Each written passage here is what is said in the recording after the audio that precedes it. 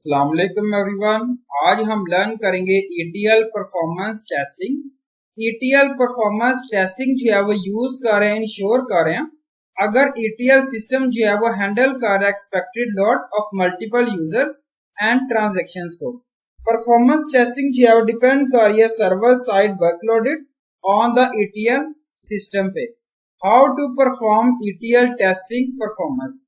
Following steps हैं जो follow कर रहे हैं test the performance of ETL testing के लिए।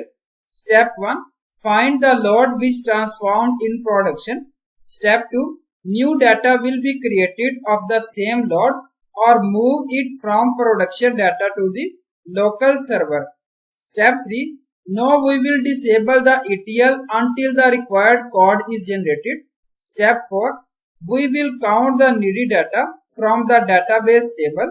Step 5, we will note down the last run of ETL and enable the ETL.